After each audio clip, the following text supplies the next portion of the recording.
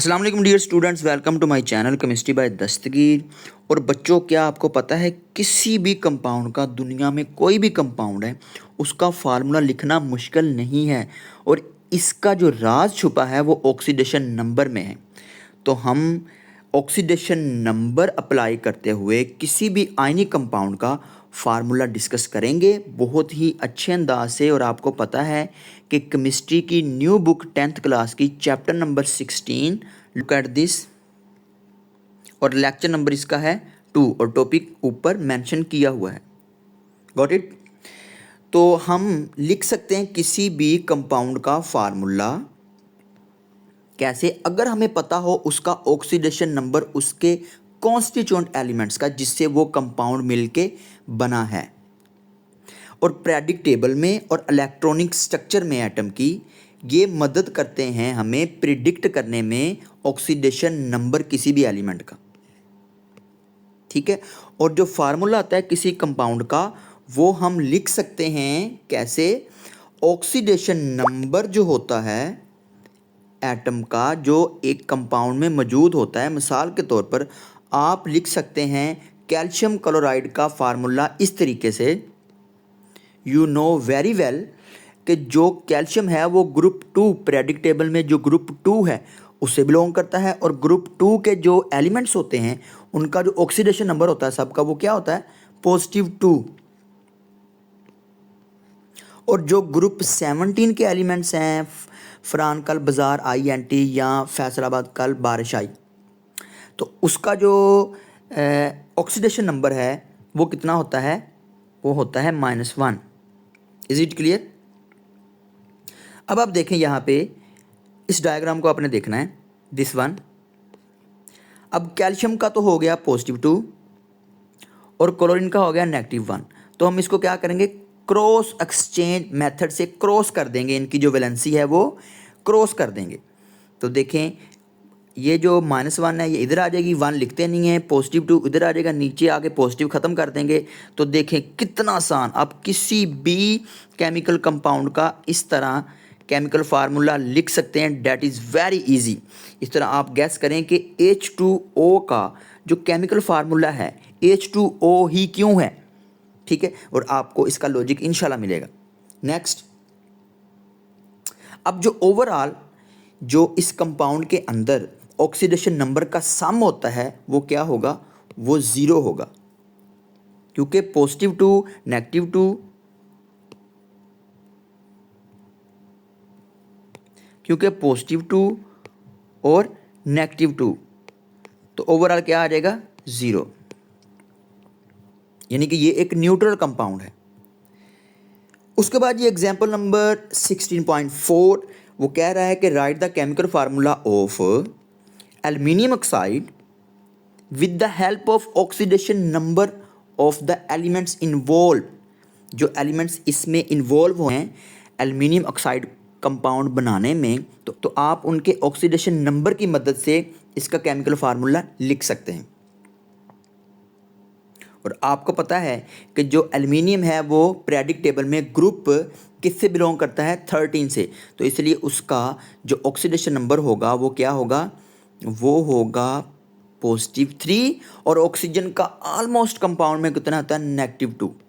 तो cross exchange method से, cross exchange method से हम इसका केमिकल फार्मूला लिख सकते हैं, डैट इज़ वेरी इजी। देखो क्रॉस एक्सचेंज मेथड से जो -2 है वो नीचे आ जाएगा, नेगेटिव ख़त्म हो जाएगा, +3 नीचे आ जाएगा। तो इसका जो केमिकल फार्मूला होगा एल्युमिनियम ऑक्साइड का वो Al2O3 होगा। उसके बाद writing chemical formulas of ionic compound using ionic charge. Ionic charge को इस्तेमाल करते हुए हमने अब आयनिक कंपाउंड का फार्मूला लिखना है। ऊपर हमने डिस्कस किया था ऑक्सीडेशन नंबर अप्लाई करते हुए, यहाँ पे क्या यूज़ करना, आयनिक चार्ज। ठीक है जी।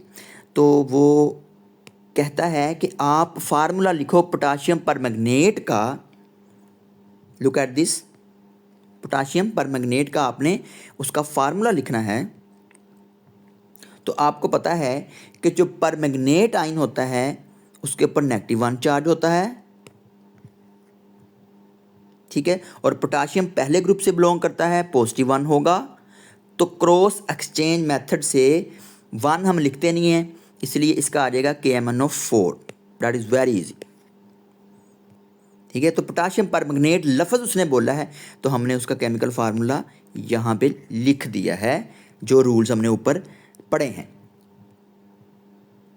इसी तरह से अब देखें, हमने पहले भी ये पढ़ा था कि पॉली एटॉमिक आयन क्या होते हैं। अब हम फार्मूले लिखेंगे आयनिक कंपाउंड के जिसमें more than 1 poly atomic ions होंगे। यानी कि पॉली एटॉमिक आयन्स क्या कहते हैं? ग्रुप ऑफ 2 और मोर एटम्स होते हैं जो केमिकली बंधे होते हैं एक दूसरे के साथ और कैरी करते हैं एन ओवरऑल इलेक्ट्रिक चार्ज, और वो चार्ज जो कैरी करते हैं वो एक्ट्स करता है एज अ सिंगल आयन। जिस तरह NH4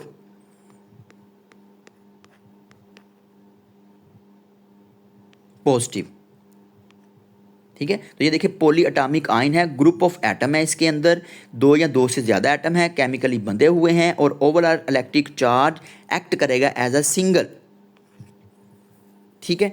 तो हम formula of the ion in brackets लिखेंगे and indicate the number of such ions with the subscript. The formula for ammonium carbonate will be written as follows.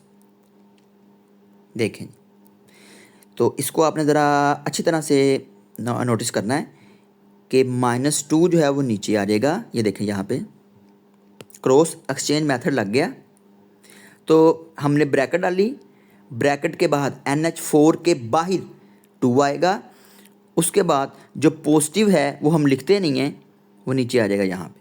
तो formula of ammonium carbonate क्या होगा? Will be NH4 twice CO3। उसके बाद बेटा write down the formula for aluminium sulphate. That is very easy. देखिए cross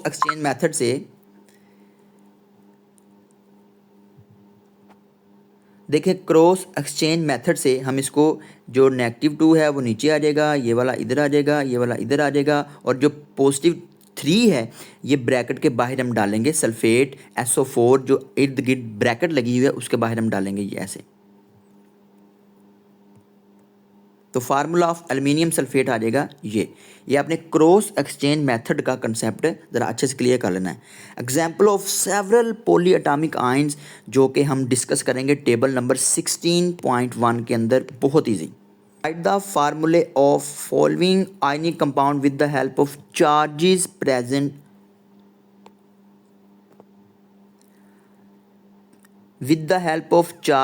present on their ions. तो ammonium acetate, calcium phosphate, potassium chromate के जो फार्मूले हैं वो ये हैं। अमोनियम एसीटेट, अमोनियम का NH3 हो गया और एसीटेट का CH3COO नेगेटिव।